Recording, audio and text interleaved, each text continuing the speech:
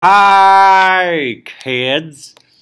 I'm going to do a little conservational momentum video, but it's mainly going to be in terms of center of mass.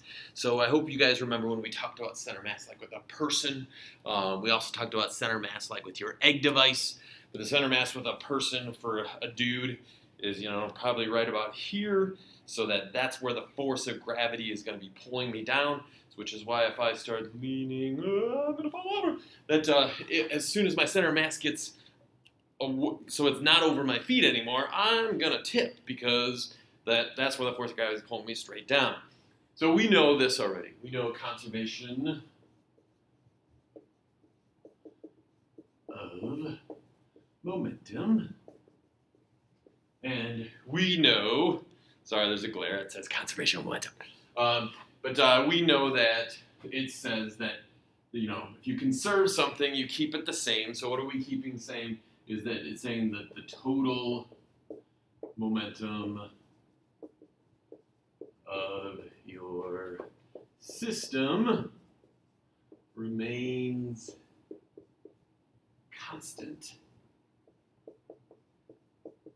as long as no net outside force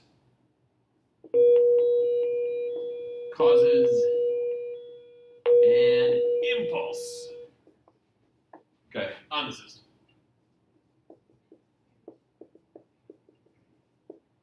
Okay, so there you have it. So total momentum of your system remains constant as long as no net outside force causes an impulse on the system. If you remember, conservation of energy was, hey, your system's energy stays the same unless work is done to your system. So same thing, your momentum's, the total momentum of your system stays the same unless there's an impulse on your system. Remember, impulse is change of momentum. So if the system's momentum changes, then it's not conserved anymore. Okay, and we did problems like this. We had.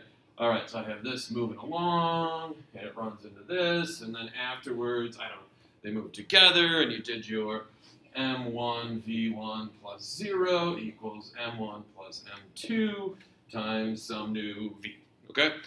But here's the fun thing. If we decide that we want to talk about this in terms of the center of mass, okay? Remember, what is the center of mass? It is a single point that represents my whole system. So if I want to do this in terms of the center of mass, here's what this is actually saying. This is actually saying,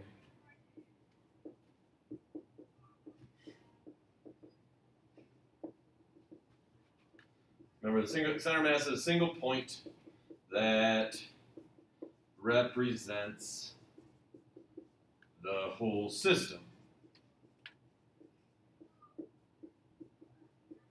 Okay. Center mass is also the center of the mass distribution. Okay.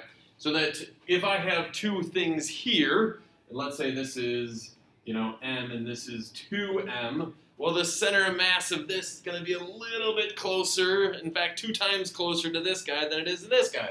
It's going to be in here, not right in the middle, where if this was m and m, it would be right in the middle. Duh, that's pretty simple stuff. But here's the part that's pretty cool and how we can use this with conservation momentum, because center mass will make the problems easy. If you watch, okay, check it out, okay? If I want to do this in terms of the center of mass, well, I don't have two separate things anymore. I just have my whole system, and my whole system has a velocity. Now, this would be the velocity of the center of mass, not the velocity of this thing, okay? Well, that means I have my whole system, which means this is true, which means guess what? The velocity of the center of mass has to stay the same. Why? Because the center of mass represents the whole system, and m times v has to equal m times v, and so you get v before equals v after. I hope that makes sense. Here's the other part that's pretty cool about this, is that if you if you draw a picture, guys, find where your objects are together. Where they are together is going to be the point. That's going to be where you know the velocity of the center mass. So like in this problem, the velocity of center mass is here.